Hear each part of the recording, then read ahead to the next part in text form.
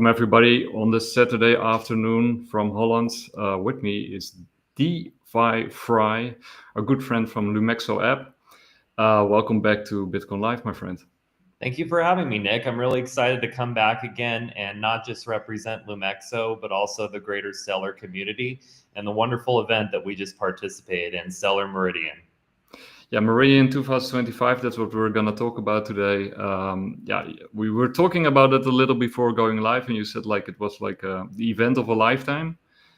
Yes, my prior experience with crypto events, I've been to a few, and I've talked before about ETH Denver, and not to throw any shade at the ETH community.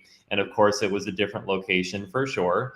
But what I really appreciated about the opportunity to go to Brazil and specifically Rio de Janeiro was the way they really brought the culture into the experience. It wasn't just like, let's come here and network and be nerds talking about crypto. It's let's bring Brazilian culture into this experience and let's have our community members actually learn a little bit about what the local culture is like, and let's kind of bleed the two identities together. And I think that that's a really important part of what crypto and decentralized finance is meant to represent. We talk a lot about bridging assets across networks, right? But we don't really talk about bridging people across the planet. Yep. And how to communicate with people who think differently than us, whether it's their language or their ideals, the way they think about money or government, etc.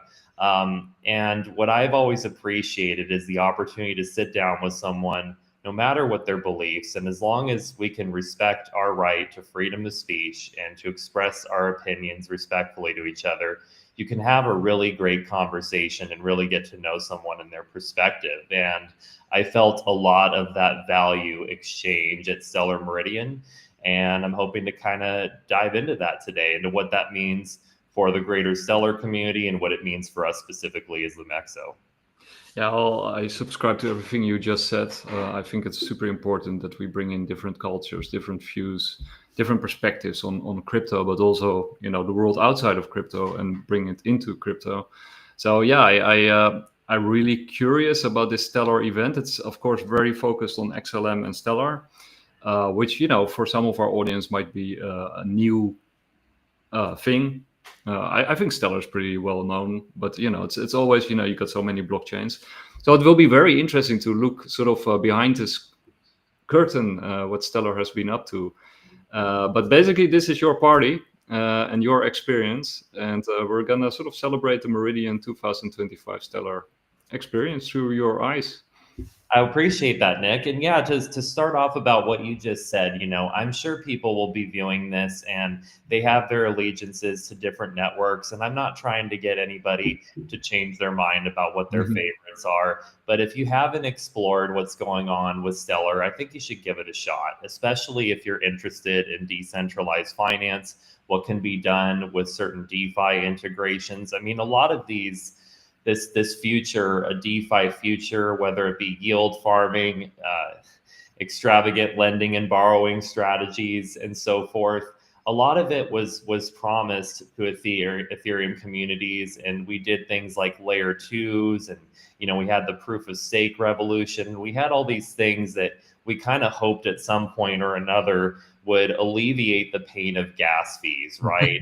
Maybe make things better in terms of finality. And today I still maintain most of my assets on Ethereum for sure. I love Ethereum, okay? But I'm starting to shift a bit in my viewpoints to looking at what's going on with Stellar, not just because I'm representing Lumexo now, but also like looking at what we're able to do with decentralized finance because of all the benefits that come with this particular network.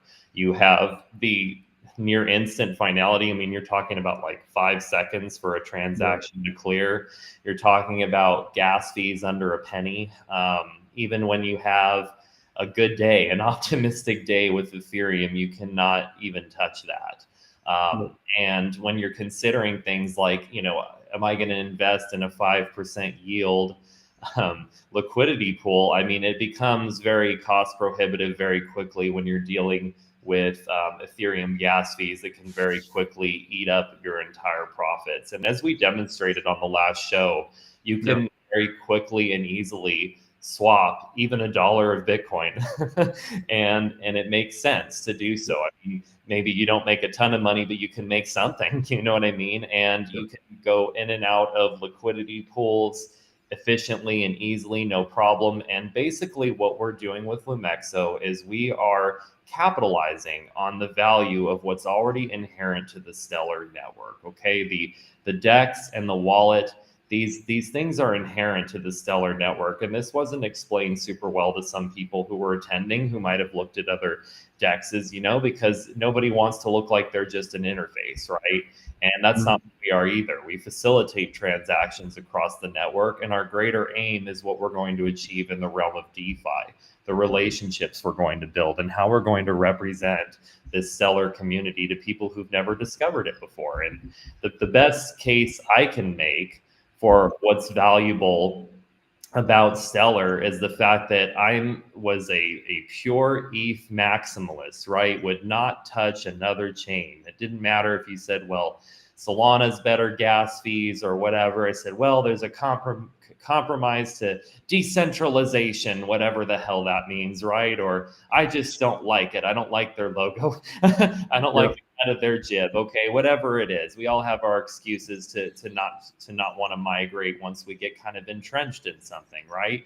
But then you also have to realize that there comes a certain point when you're starting to represent the thing you hate, right? I mean, we don't like traditional banking because we feel like these old money people are basically very comfortable with the future as it is because they've already got a lock on the way things are. They don't want to see the world change, and that's why you've got people like Peter Schiff yelling at Bitcoin because they don't really want the world to change in a direction that they don't have a complete grasp on what it is. And when you become a maximalist about a chain, you can do the same thing. But I took a deeper look at Stellar. I loved what I experienced just using Lumexo and being a part of this community. And that's kind of like the gospel I want to spread to other people about Stellar.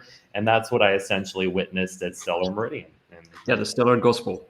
Yeah, no, I totally agree. We try to evade tribalism as much as possible and to create bridges between blockchains and communities, right? That's sort of what we're all about.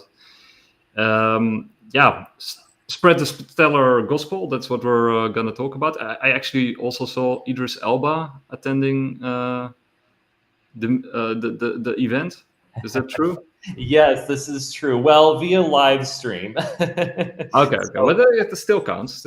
Exactly. I was very eager to actually run into him, and you always have this kind of vision of what it's going to be like when you meet somebody who's like, oh, this is a famous actor. This is somebody that I've been entertained by, and some people, they want to tell them their favorite film or their favorite show that they were in or something. I still remember when you broke through with The Wire. The Wire's like, if you haven't seen The Wire, I think it was from HBO, the series. It's incredible. I think that was his breakthrough role, and then of course he went straight ahead with doing movies and all kinds of other series. He's a great actor. Oh, completely. Yeah, he wasn't just he's been in tons of films. I saw him on The Office, right? He's and now he's kind of breaking into crypto and doing stuff there. And I'll talk about that as well in one of our sections. We to go through some of the presentations that were made. But yeah, my whole thing was I'm just going to treat him like a person. I'm going to run into him and just be like, oh, it's good to see you here. What are your thoughts on blockchain? And then maybe towards the end, just kind of compliment the fact that he's been very diversified in his approach. He doesn't want to just touch one thing, and I think that's really admirable. So I was a little disappointed when he wasn't physically there, but it was still a great presentation. But yeah, with that, we'll go ahead. Let's jump in. Yeah, so let me know when you got the first screen up. We're good to go. Okay, cool. So this is kind of the pre-event. We'll go through some pictures first. So there was what was called an ambassador's dinner. I had arrived that afternoon from a very extensive, 24 hours of flying. So I was incredibly exhausted, but I was not going to miss any opportunity to experience what was going on with Stellar and any opportunity to meet the movers and shakers of the community, which started with this pre-event, which was the Stellar Ambassadors Dinner. So this first image, you just can kind of see some people hanging out, eating food, talking, and the same thing here as well.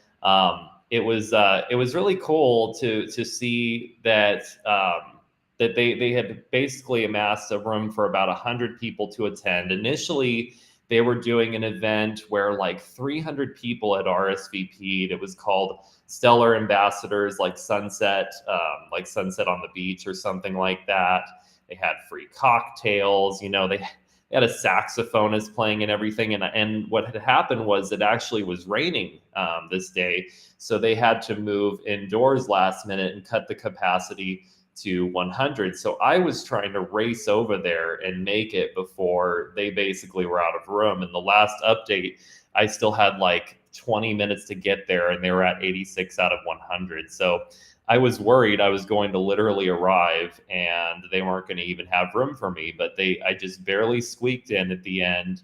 And also, by the way, just something for people who want to travel to Rio. I was riding in that cab for 1 hour. It was under $20 with Uber, if you can believe that, like an hour cab ride. Try to do that in LA or anywhere That's else. insane. And Well, Rio is actually, last night at the cab drive in Amsterdam was 33 euros. Oh my God. oh God, that's a lot. Crazy. Yeah. Yeah, Don't do that. it's cost prohibitive to go around in a cab, and like it's really wonderful to see different beautiful places that you can go and you can actually travel affordably. And like to me, like my whole thing is borderless value flow. Like where can I go to make the most of my dollar? Where can I go and see the most beautiful sights, beautiful sounds, and not have to pay an arm and a leg for it? In Brazil, there's plenty of beautiful sights, plenty of beautiful women, lots of beautiful things to see there. And Stellar was definitely an example of that as well. The food was incredible. So I was initially loading myself up with appetizers, and very quickly I realized that I didn't need to eat all these appetizers because they actually were serving churrasco at the table. So this is kind of what I'm talking about in terms of bringing the Brazilian culture in. So they were actually bringing these hunks of meat and like carving them for you at the table, right? And It's famous for the beef, right? I mean, the beef in South Latin America is well yeah, known. yeah, it was so incredible. Like some of the most high quality like meat I've ever had in my life. And I was already like starting to get full at this point, but like I was like, no, I have to experience this. Like, and it was like incredible timing for me because like literally like 6 months ago I had a stomach issue and I was struggling to even eat like a normal diet, and I like recovered and I got better. So being Just able in time, just in time. Yeah, exactly. So being able to come here and stuff myself with these delicious meats, it was freaking incredible, and surround myself with all these people. And I kind of thought that it'd be very, geeky, networking focused, you know what I'm saying? Like, but really there was like a little, like a video projector with like some info on Stellar, but that was it. Like people were just having a good time talking and just eating this delicious food. And I had basically stuffed myself in a group of individuals who are part of Brazil's ambassadors group, sat down next to me, and we started talking. And something that's interesting about Brazilian culture and churrasco and everything is like people communicate through food. They want you to experience their local culture, their local dishes. They're telling me you got to try the mint with lamb. And I was so full at this point, but I was like, yeah, hell yeah, I'm going to try that. And I'm stuffing myself more. Do I see like a Dutch Heineken there? Yes, it is. And that was another cool thing too, is you had these like flair bartenders. This guy comes over and he brings the bottle, and I hadn't seen this done before. Okay, I know you're supposed to pour a beer down the side of the glass. I always pay attention to whether people do that or not, or whether they're amateurs. But he takes the bottle and tips the glass with the bottle, and I just was so like, my alertness and the way that I am, I just went to grab the glass because I thought the glass was about to spill.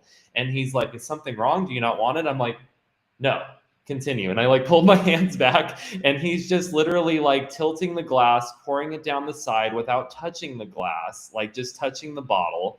I was like, oh my God, like these guys were so cool and so on point. And it was such a fancy, like wonderful event that they had hosted.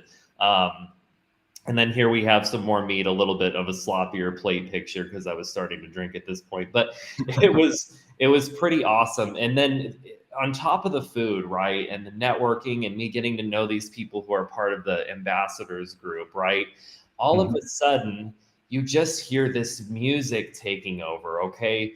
And there's a term for this. They have a band called a batteria. I might be bastardizing the way you say it, but basically it's like budokan or samba, and it's like drums, percussions. They come in and they just take over the room, right?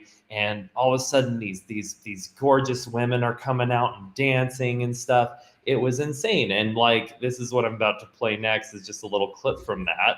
But they just took over the room, and I had never seen anything like this before, like at a crypto event or a crypto pre-party, you know, like it was really cool. And I'll go ahead and play this.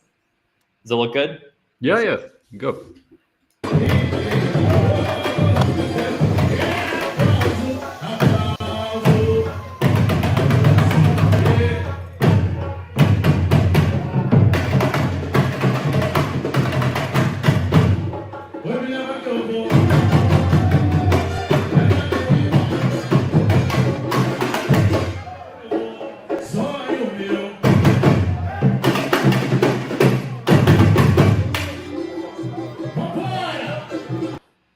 I got a friend who's big into bachata. You will love this.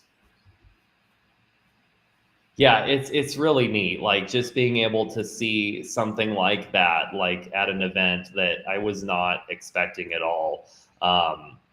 It was really fun, and everybody was getting down to it. Like people were really getting a feel for the kind of vibe that was going to be present at the rest of the event. And I was so happy to have made it because I was dead tired. But I went back to the hotel room, slept a bit, and then got up early for the next morning. And, you know, How many days was it? Was it 2 or 3 days, or was it more? so it was actually 2 days. So this was the day before, and then there was the night before, and then there was basically 2 days. It was going roughly from like 8 to 5 each day. And on the second day, they closed at 5 to clean up.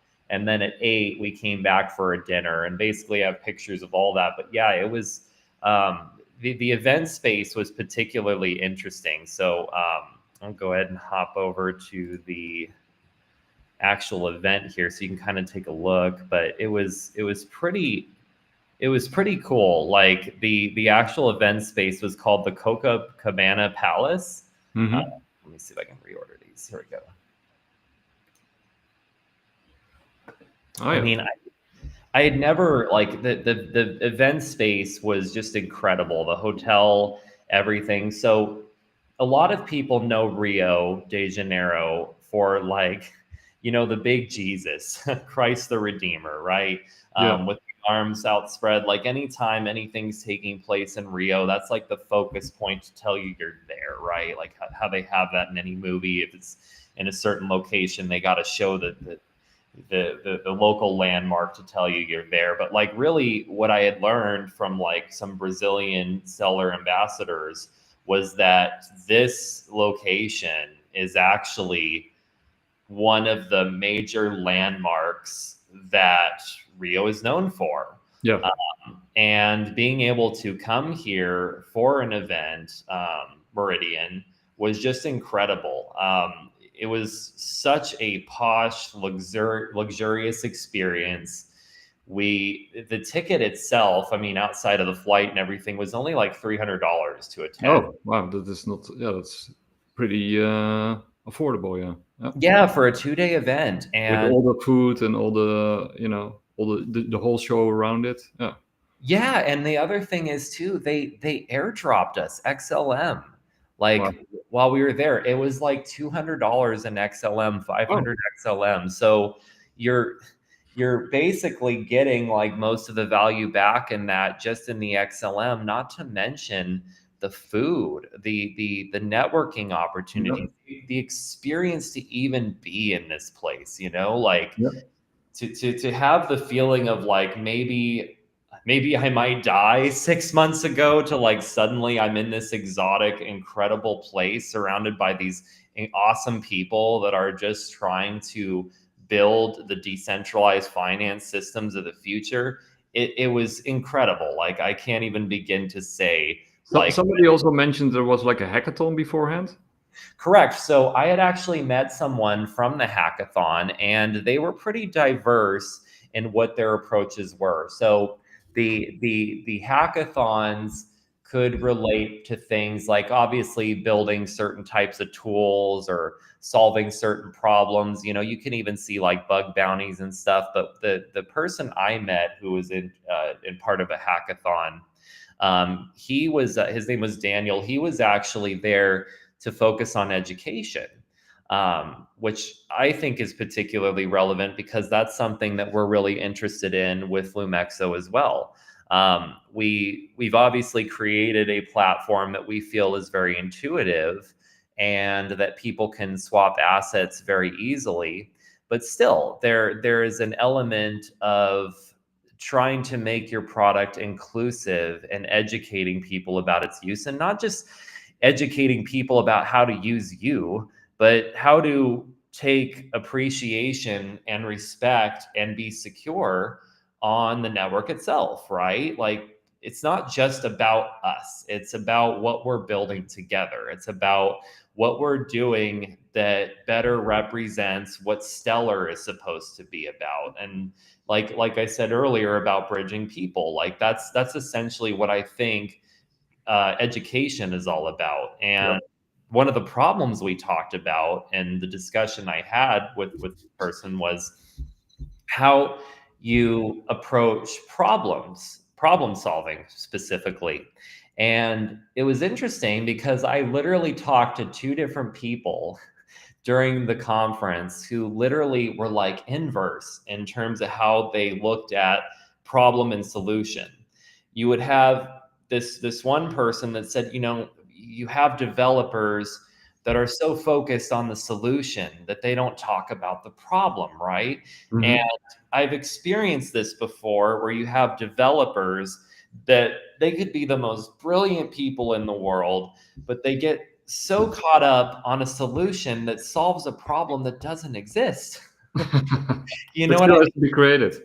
Yeah, exactly. And like they can come up with these creative solutions, but what difference does it make if the problem's irrelevant, right? But then Mhm. I had, other people talking about um, who kind of had the opposite viewpoint, that like we have to talk about solutions. It's a more positive thing, right? And it was just interesting to hear two sides of the same coin and basically realize that when you're a developer, you have one perspective. When you're a user, and I tend to think that a person like me who's focused on marketing, we're kind of like representing the users. I look at problems because when I talk to a client, they usually have a problem. They Mhm. don't usually know what the solution is. Okay. They might know that it's marketing. They might know that they need to get out there, but they're generally stuck on a problem, and it's my ability to address the problem that matters. But it doesn't mean that I can't also have the team in place that all they're focused on is solutions. But if you have a team that's running around in circles solving things or creating solutions that no problem exists for, then you kind of have a disconnect. And that's where you have to bring people together from their different perspectives and say, hey, it's not really that you're wrong in how you understand the issue. It's that we have to come together to make sense of this. And one of the ways that they actually organized this at the Copacabana Palace for this Stellar Meridian event was through brain dates, right? Because not everyone is super good at going out there and networking with people. And I've seen this before. You're at a business conference or something, but you go up to somebody, you have no clue who they are, and you start talking to them. And you want to be polite and everything, but sometimes very quickly you both figure out that there's no value you can offer each other. And you just kind of awkwardly walk away from the person, or they awkwardly walk away from you. What's nice about DeFi is everything's so integrated and everyone's very friendly and you're looking to make friends too. It's not so much the same thing, but with this brain date concept they introduced, you could use this app, which they encourage you very heavily to use. And I listened to them and I'm glad, because that's how I got this XLM airdrop, right? But beyond that, and again, beyond an airdrop, beyond bridging assets, whatever, it was really the connection with people. And this brain date concept is you put out a little ad, you talk about what your focus was, what you wanted to chat about, and you could meet people at these tables here for group discussions, for one-on-one discussions about whatever topic you wanted. And what more elegant of a place to have a discussion that almost looks like a ballroom and an upgraded version of the Titanic. It's pretty epic.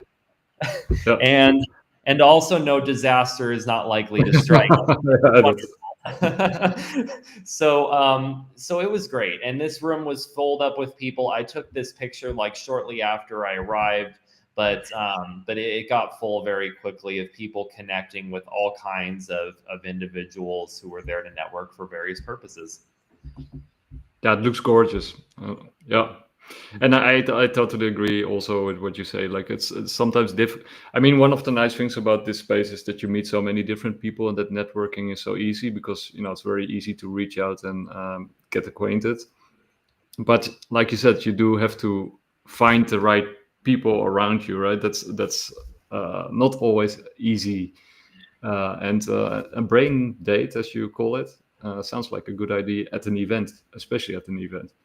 Oh, totally. And, you know, you want to go there and have a good time, but, you know, you're also wanting to be efficient with your time. And I thought this was one of the coolest ways that they made that possible. You could even message people directly. It was really well put together and thought out.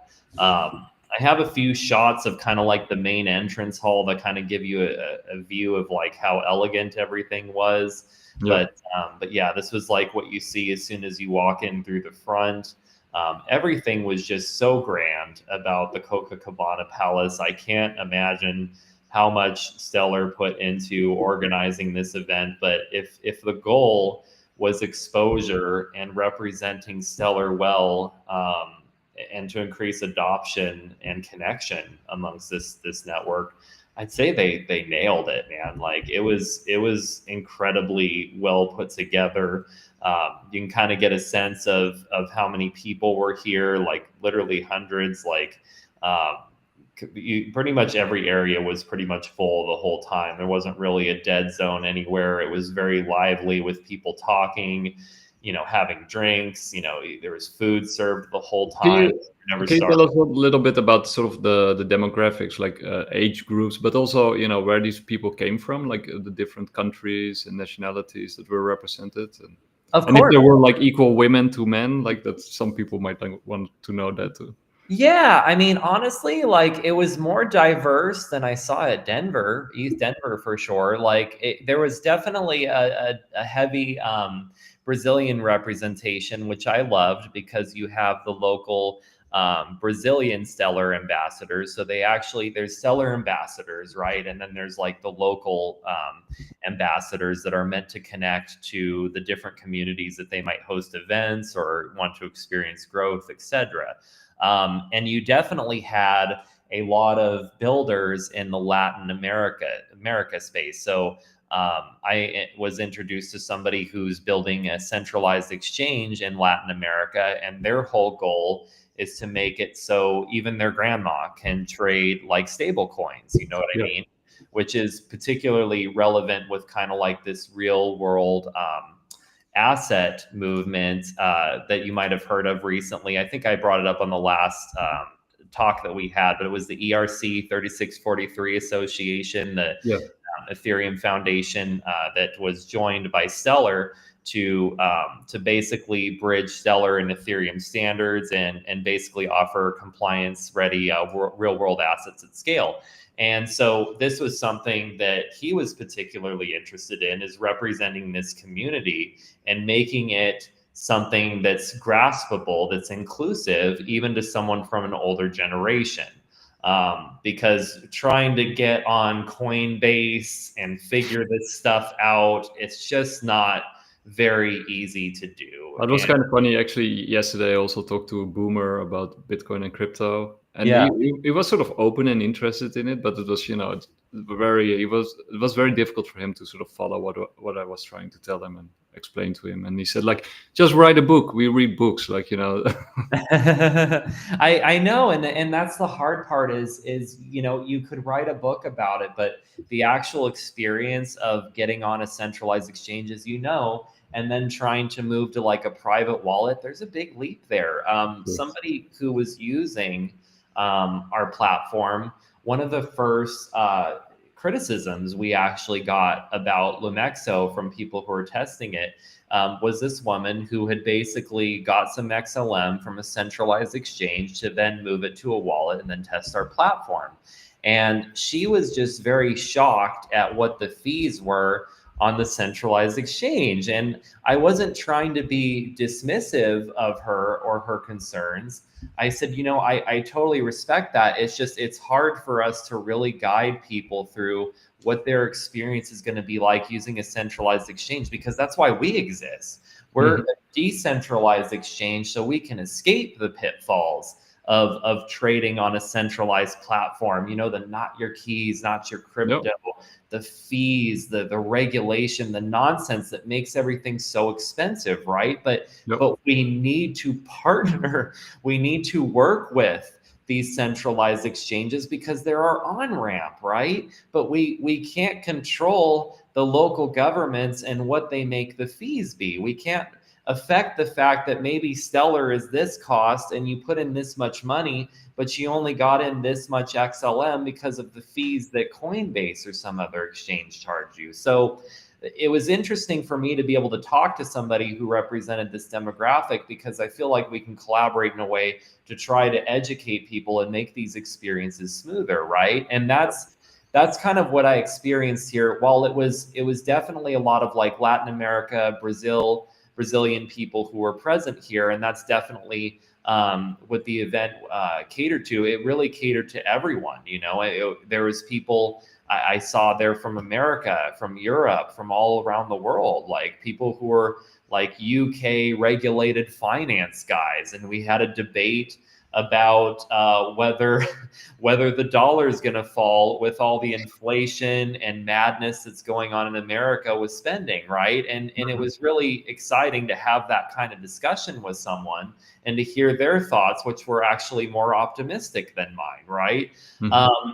But like it felt like in terms of like men versus women, I wouldn't say that there was equal men to women for sure. But I would definitely say it was much more equitable than I had seen at other prior events. There was definitely a diversity of men and women there. I couldn't really, like, just eyeballing it, tell you what the percentages were, but it didn't feel crazy like an overabundance of men and just a couple women. It was not like that at all. Everyone felt pretty well represented there, not just in gender, but race, diversity, thought. Like I there wasn't any kind of exclusion I felt in terms How of. about was Asia represented? Say that again. Asia? Yeah, I saw them there as well. In fact, there was Asia was represented, and different speakers were representing that area as well. And I had heard, people talking about, I had heard some different talks lately, and it's kind of interesting, but people talking about like the tech revolution in places like China and the benefits of supporting China, like that movement. And and belief system definitely I feel has been represented here at Meridian as well. Like there's basically support for, again, it's hard to talk about this because I don't want to step into the idea of talking about like a one world order type of thing. It's not that. It's literally people coming together through a free market to say we want to work together through these financial systems to be independent of the banks, to also work within regulation, okay, and to do something that's beneficial for all of us globally. You know, that's kind of what I saw represented. It wasn't so much like anyone pushing their particular viewpoint. It's like, how can we bring our separate perspectives together to represent one idea, which is blockchain, which is Stellar. You know, that's essentially what I saw. That's good. I'm glad to hear that. Right. I'm not a big fan of a one world order, so yeah, nothing like that. No weird doomsdaying stuff. There was nothing but positivity. at this event. Yeah. And dancing. So how about the presentations? Because I imagine there were also some presentations. Yes, as well. Let me get to those. Also, this is just another view of outside. So we had a view of the beach here at Rio, and the view that we had and everything from the event space. Very vibrant. Very vibrant. Yeah, this was just outside. Just a quick clip on the presentation.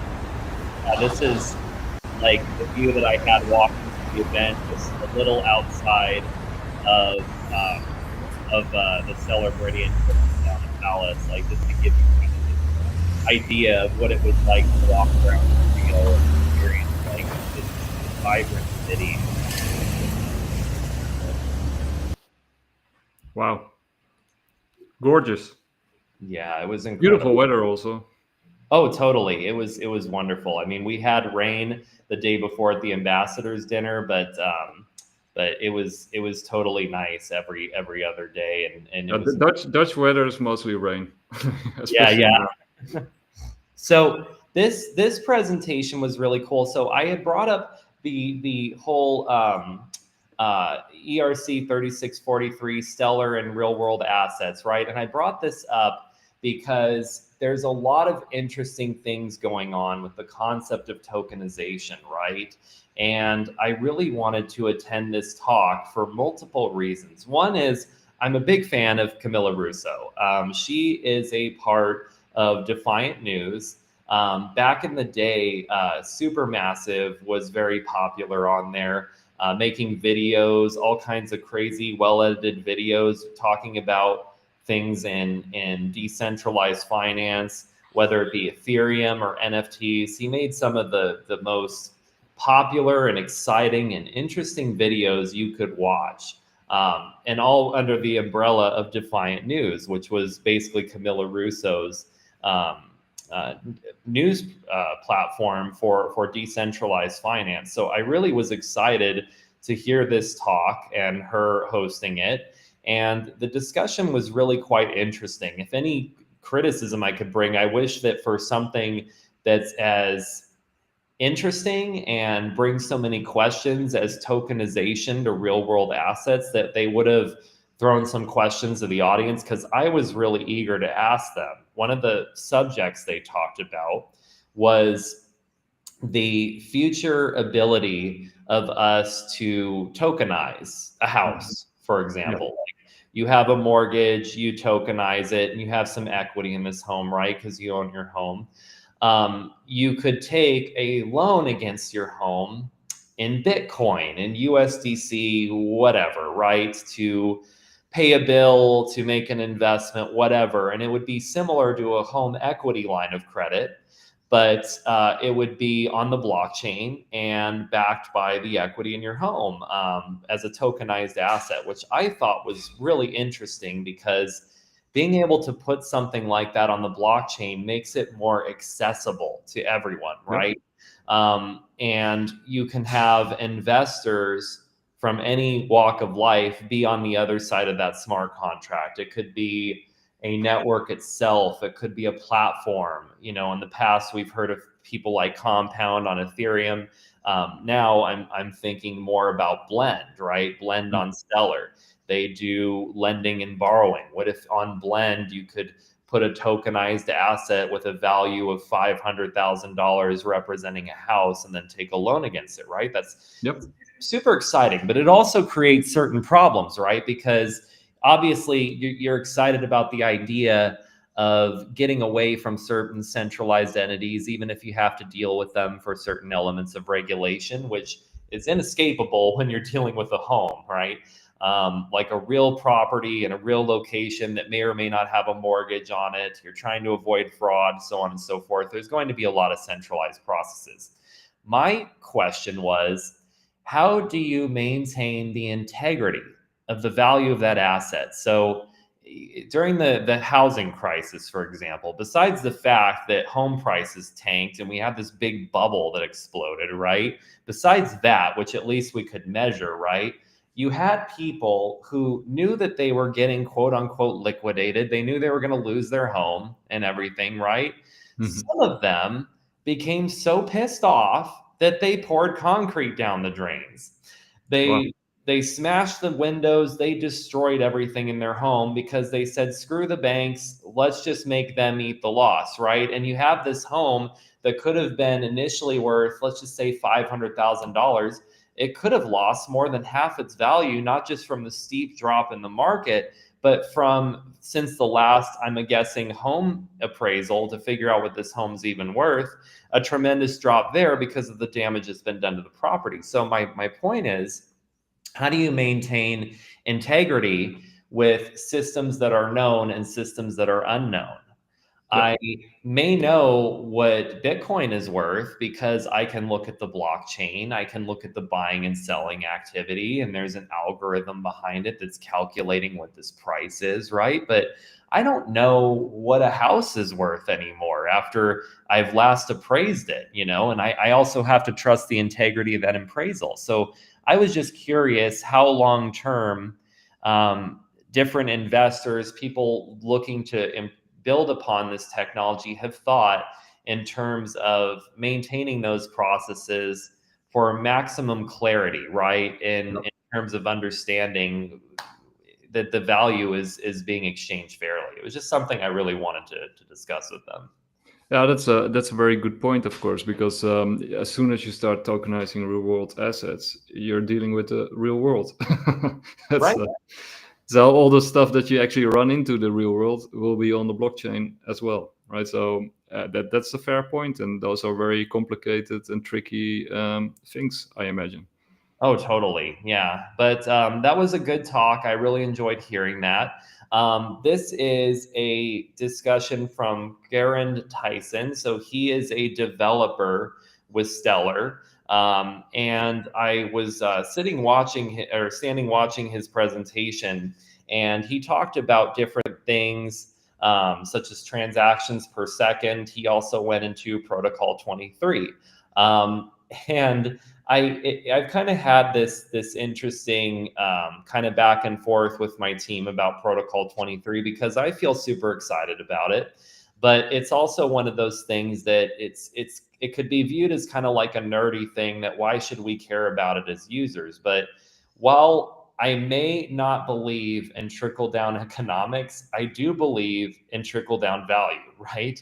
So if you make things better for the developers up top, it can make things substantially better for the users down bottom, whether it is making it easier for them to develop, create certain kind of environments for their users, so on and so forth. So basically, Gurand was talking about, I hope I'm not butchering his name, but he was talking about the concept of what has been improved with Stellar with these various updates like Protocol 23, how we can prevent things that have happened in the past with other networks. A great example is the Shanghai attack on Ethereum, right? And how you have these systems in place like rent, like when you rent space essentially for transactions, for network processes, whatever. I'm not as technically savvy, but basically like people will complain about this rent thing existing.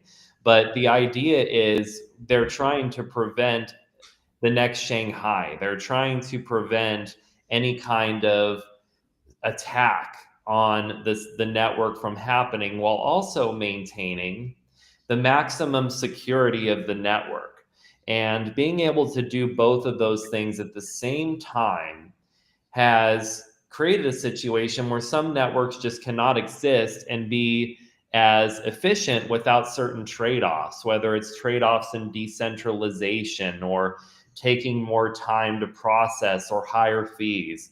But basically the gist of what I walked away from this talk, which he could give much more efficiently and credibly than me, is that what I love about Stellar and what everyone seems to love about Stellar is how they've come together to bring all these different concepts of how to make blockchain secure and efficient.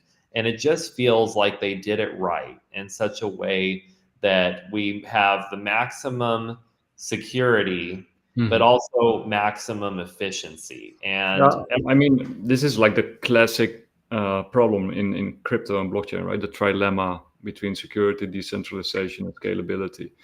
And that's, it remains a very, delicate balance that and some change, some blockchains sort of focus more on one thing and others on another thing. Actually, to your earlier point about trickle economics, I actually do believe in it, but it is predicated on sound money, right? If you don't have sound money, like in the credit system that we have right now, the financial credit right. system, it won't work. It will trickle up. But Yes, it yeah, depends on the system that's built around it. Like I'm yeah, talking, for example, from my experience with America, it's like I used to go around saying, for example, oh, I hate government, right? But like, yeah. as my friend accurately pointed out to me, you know, um, he worked with like security at the airport, right? And he said, I'm part of the government. He said, you were in the military, right? You're in the Air Force. You were part of the government. We're part of this system we hate. So we have to think about the language we use to talk about it, right? We Mhm. also have to keep in mind that sometimes governments can challenge our beliefs. For example, I'm in Georgia right now. I'm not very much a fan of infringing on, what we have in the America as the Second Amendment, right? Your Yep. right to bear arms, right? But here in Georgia, we don't have great accessibility to weapons. People aren't walking around armed. The police themselves aren't armed. But again, you have that system all the way across. You don't have the police militarized with the people disarmed. Like it's basically all throughout. If you want to get a weapon, you have to go through a very stringent process to prove you're not crazy, that you're trained, that you know what you're doing, et cetera, et cetera.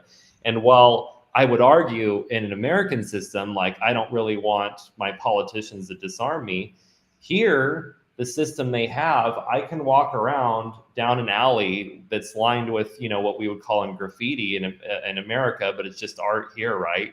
And I can walk with my 15-year-old daughter and not feel like someone's going to jump out and shank me, because if someone were to do that, there's cameras places, they're going to get caught right away, and they're going to deal with that problem, right? It's not going to happen. It's a very different culture. So like, when I talk about things like that, I'm really coming from like an American perspective of how those types of processes seem to work in America. When they try to implement them, it doesn't always seem to work.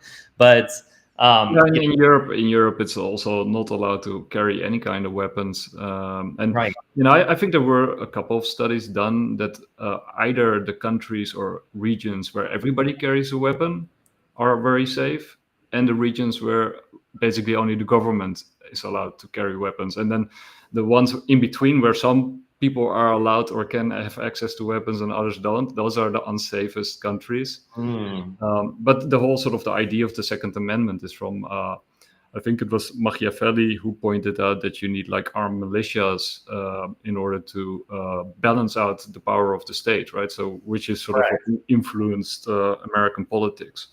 Correct. Protect yourself from dangers, foreign and domestic, which could include your own government. And Yep, it's very, it's very much so. correct. And you just have to kind of take the culture as a whole and look at what belief systems work. I mean, I'm a big fan of Malay, right? But I also made a trip to Argentina recently, and I have a lady friend down there who's quite liberal, and technically we come from different points of the political spectrum, but even I can acknowledge that as a libertarian, I believe that we can only exist in a free market of ideas. The minute we have to censor somebody who we disagree with, then the whole idea of being free kind of becomes eroded. And what I'm starting to believe is, even in a country like Argentina, where I was really excited about Malay, there seems to be some of that, a little bit of censorship to people who disagree. And I may not like communist or leftist ideas completely. I like the idea of people being equitable as much as possible. I like people being free to be socially whatever they want to be, but I don't like the idea of government manipulating it, right? But it doesn't mean that I don't see that power being manipulated in a certain way to take away people's right to freedom of speech, which is the most anti-libertarian thing you can imagine, So it's I mean, it's sort of it's like the trade-off with centralization, right? As soon as you centralize things, you get like the biases that we all have. They creep into the power structure. That 100%. It's inevitable. That's why you need to decentralize. Oh, 100%. Yeah. And that's basically what I've always kind of aimed for. But yeah, you always think that you're perfect, right? But I think we all introduce our biases at levels, and that's why we have to have teams, right? You want to believe in the individual, but you have to work with the team. But you were asking about Idris Elba earlier, so I'll go ahead and jump into this presentation. So I really enjoyed this, especially the speaker who was speaking with him as well. So they were talking about something that's very important about leveraging blockchain technology to actually empower creators in countries like Africa, who may not typically be able to gain value or basically get paid from the art that they create, whether it's a painting or an NFT or, obviously NFT relies on blockchain, but like, let's say something that they created, or even a film. Like, you can see a lot of independent films that come out of Africa as well. And this whole discussion was about how basically different technologies, tokenization, whether it's through NFTs, whether it's through assets, can be used to empower these creators. And the market as well is actually huge in Africa, right? So this is like a region that is often overlooked, but people don't realize not only is the size of it big, but it's also like the market cap is huge. And we shouldn't just care about people because of their market cap, right? But I mean, if that's what it takes to get people to give a shit about somebody in a country that has, less autonomy or less freedom than others, I mean, whatever, I'll roll with it. And I think it's great that Idris Elba was via live stream to talk about this subject, because I think it's really important. And I think it's cool that Meridian took time to explore this subject with him. So, basically they just, he came on and talked about this, about how he's on the ground there. That's why he wasn't live at the event, to basically help people and do what he can to bring awareness to this issue. And I just thought it was really cool to see him actually become a part of this and get involved in whatever way he could. A great actor, really, one of my favorite actors. And I totally agree. I do think like this century will be something very positive for Africa. I think they can finally really, profit from these technologies, from the decentralization. I mean, you can actually see it in the adoption rates in Africa are huge. Like when it comes to crypto, Bitcoin, decentralization, right? You only need like a phone and a connection, and you're good to go, right? So they bypass the whole sort of, in Europe, you really have to sort of lay the groundwork for people to adopt a new technology and to convince them of its use. But in Africa, they sort of just skip the whole process and go straight into the, into the deep end. Correct. And that really overcomes certain biases people might have, right? Like they could have every excuse to not adopt these technologies, yet they are, right? And that's what's really incredible. And what I loved that he said, the best quote that Idris Elba said during this is he talked about the value that Stellar and blockchain brings to these individuals, these creators, is the democratization of reach. Like, what an expression, right? Like that's definitely something we could all benefit from, because again, and this is where like I lean on some of my libertarian principles, but again, it doesn't matter where you're at. If we can allow blockchain to be free, it can really achieve these goals that we're looking for without necessarily heavy government. I mean, the democratization of reach, think about like DAOs and where you're able to vote with tokens, right? You actually have assets that you've worked for, and you have merit-based systems where people are rewarded by contributing to a project first. Well, and for example, when you look at Africa, which is a beautiful continent, I've been there once to visit a nephew of mine who moved there Yeah. to Kenya. It's Nairobi, really gorgeous. People are super nice. And I think, one of the problems with Africa is, of course, the sort of endemic corruption, but that comes actually from, partly, at least a huge part, from sort of the colonization. So, and sort of the economic structure that has been built on top of it.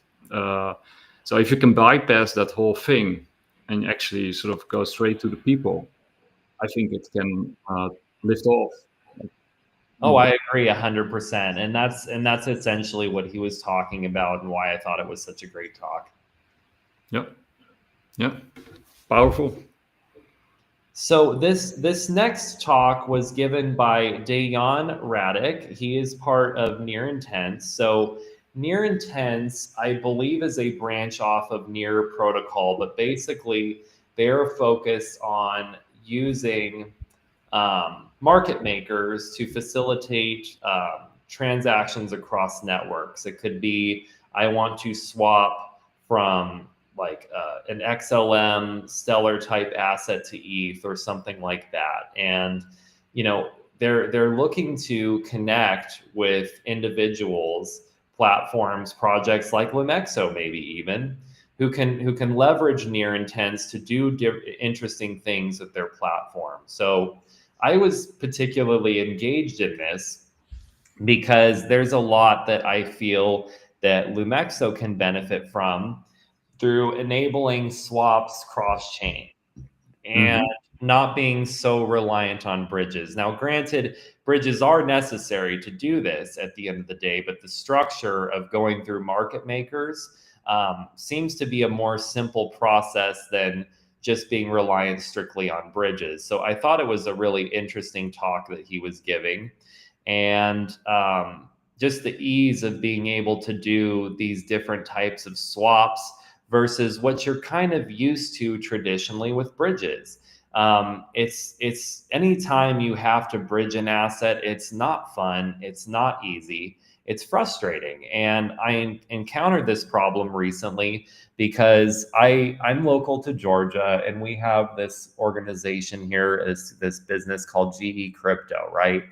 And I've never seen something like this in America. It might be a long time before we get the same regulation to enable something that's this seamless, right? And maybe they have it in some isolated locations. I never saw it, but basically you can go there and they KYC you. They need your passport and stuff to verify who you are and stuff. But you go there, you can send money from a private wallet to them and withdraw cash like easily, right?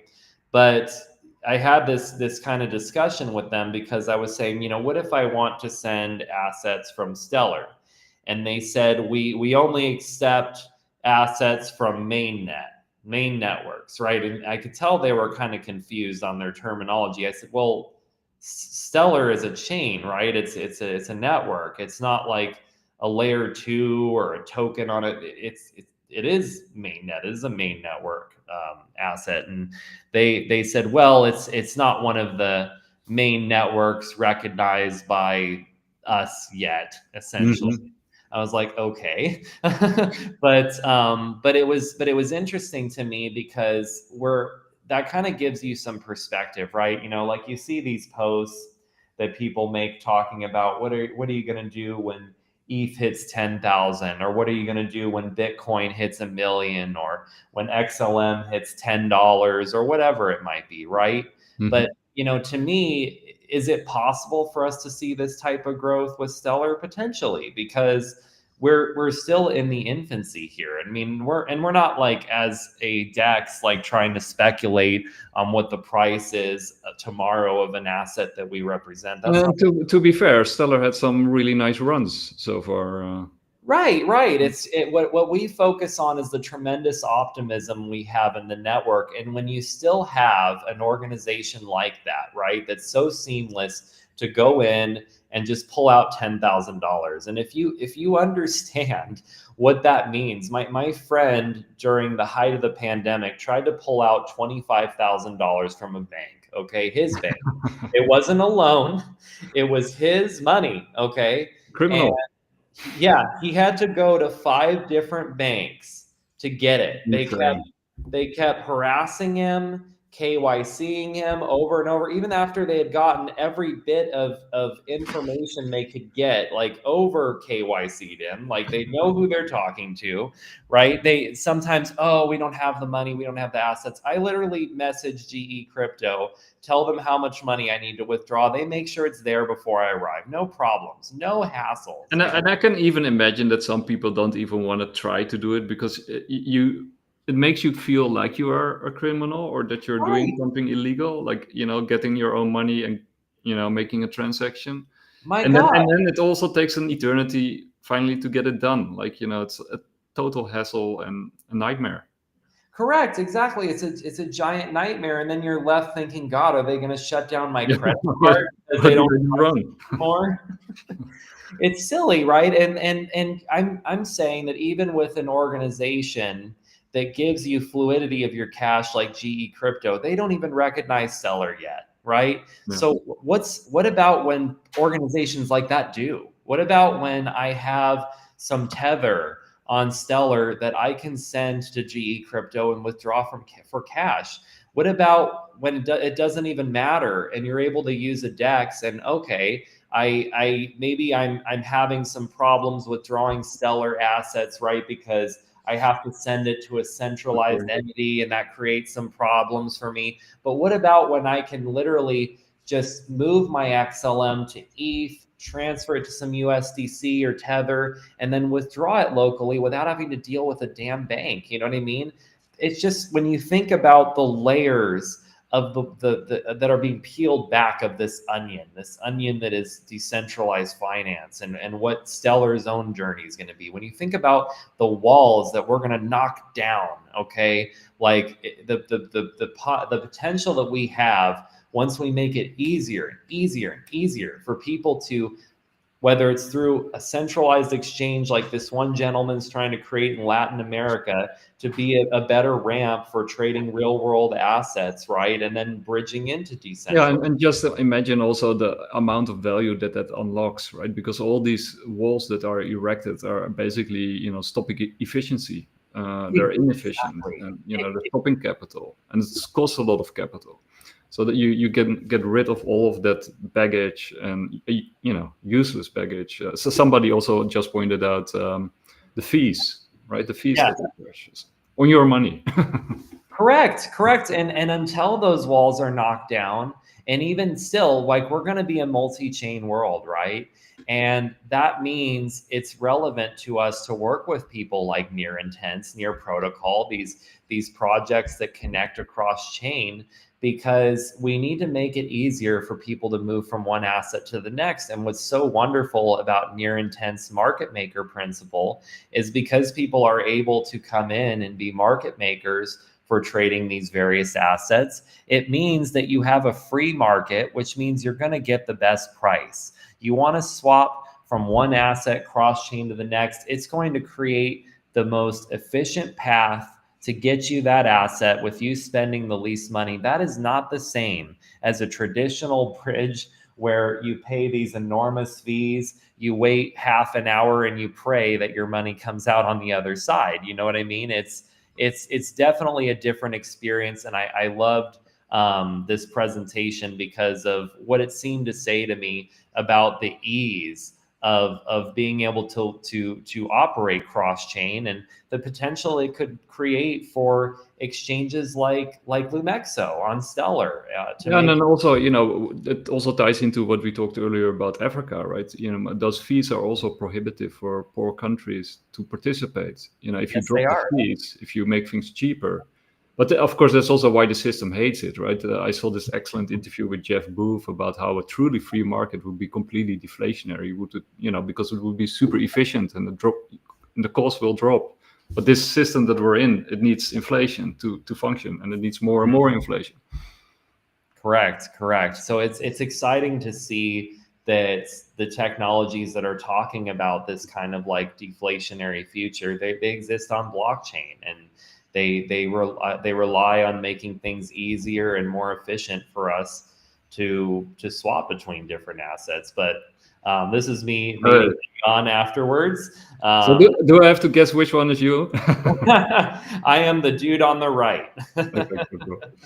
Yeah, the guy with the glass is the nerd. Yeah, that is me. But yeah, Dayon, he's a super cool individual. I think that he's a talented, brilliant developer for Near Intense and part of the greater Near protocol. I'm hoping we can work together more and just even be friends, kind of discovering this stellar decentralized world together. But yeah, there was so many cool people at this event. It was really cool, like getting to meet people, not just for like the value that could be exchanged, but like just realizing who they are as people and what they're trying to contribute to this space. It was super cool. And also met this individual, Charles from HedgePay. I met a lot of people. These are just a couple individuals that I met at Meridian. But HedgePay is basically like your self bank in an app, and I think there's a lot of benefit to working with individuals like this as we continue to expand the value of what we're doing with Lumexo.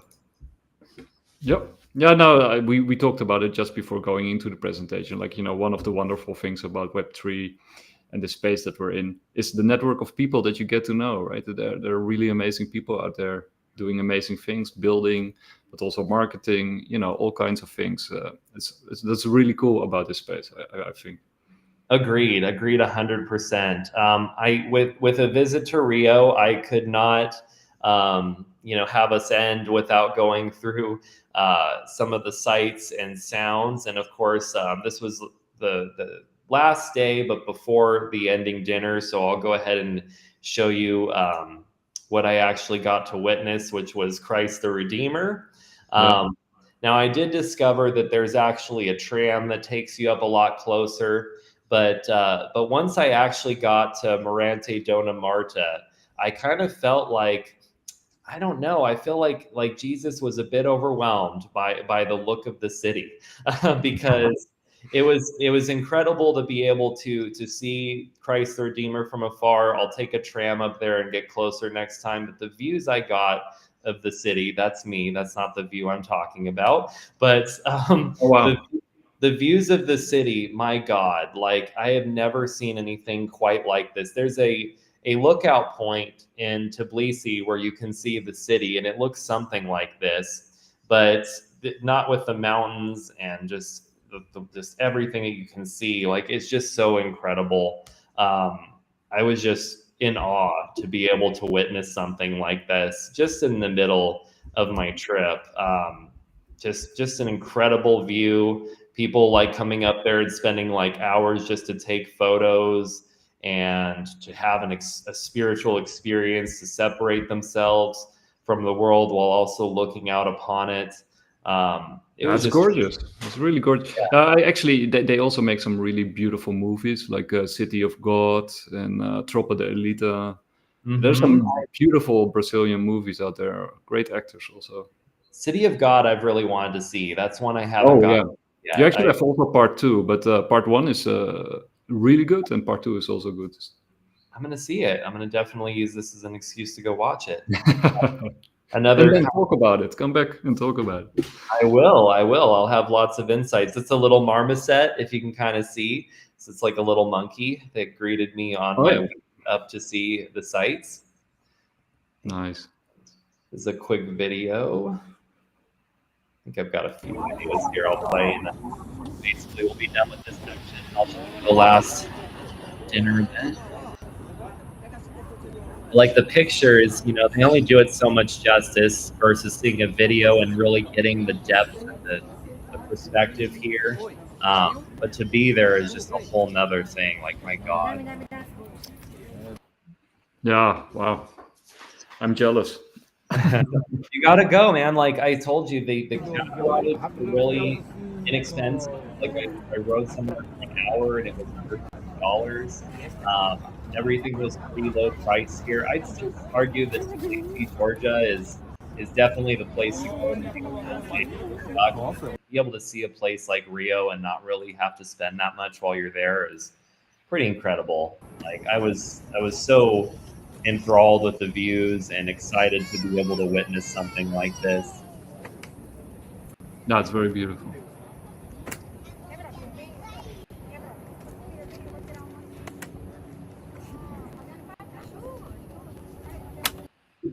Wow.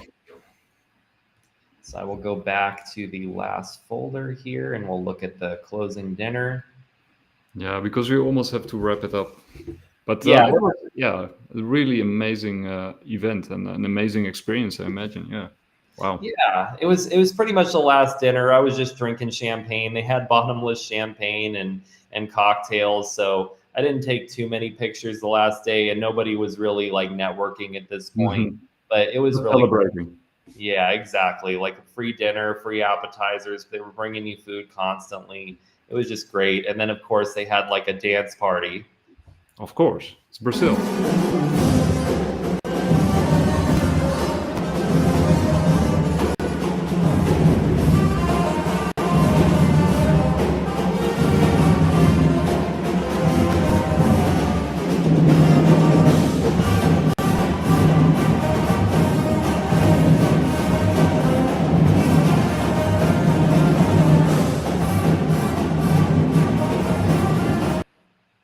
Yeah, that's So- it. We somebody- can include the screen share. Somebody also pointed out that there's a big event in Abu Dhabi, the 21st and 22nd. Actually, for the people who are watching, you can actually win an amazing prize. I just want to throw it out there because, you know, since people are interested, to visit Abu Dhabi in VIP style, ticket included. It's one person who can win it. And then you have to participate in the giveaway. It's like tagging 3 people and following 2 accounts. I'll drop it on my profile. Just, you know, go to Bitcoin Live DB and then I'll pop it up in, you know, the top 3 posts that I do. It's very easy to participate, and then, you know, it's fully included, VIP. It is for Solana Breakpoint 2025. So it is not stellar, but still cool. Well, Nick, I'm going to apply for that too, just so you know. I'm going to try. I totally understand. I also applied. You got to do it. Price. Well, thank you for giving me this time, Nick. It was really excited to cover Meridian 2025. I had such a wonderful time. It's always exciting to come on the show and be able to speak my truth, at least as much as I've witnessed in this space. It's exciting. It's fun. I appreciate the format. And there was something else that I just wanted to conclude with. It's actually an exciting announcement regarding Lumexo. We've essentially concluded our testing, and we will be launching on Monday. We don't have a firm time yet, but once we do, we will be posting a countdown timer in the Discord room. So people can count down to being able to swap their assets, live and breathe and transact in a free market system, all on Stellar, and no gatekeeping. Not really no rules, but you know what I mean. You can basically do what always have rules. Always rules. Of course, but you can at least have fun and you can transact, and let's build a better community, and let's continue improving Stellar as a team together. And I really enjoyed this. I had a lot of fun, and I saw Rio through your eyes. It's a beautiful city, and I think it was an amazing event. And yeah, you're right. I should go there next time myself. So hopefully next year. Yeah, I'll be happy to answer any questions you have to make your experience smoother. It was a great time, and I'm looking to go again myself. So you should definitely do it. Okay. Thank you for being on the show, DeFi Fry, and let's do it again soon. Of course. Thank you, Nick. Take care. Bye.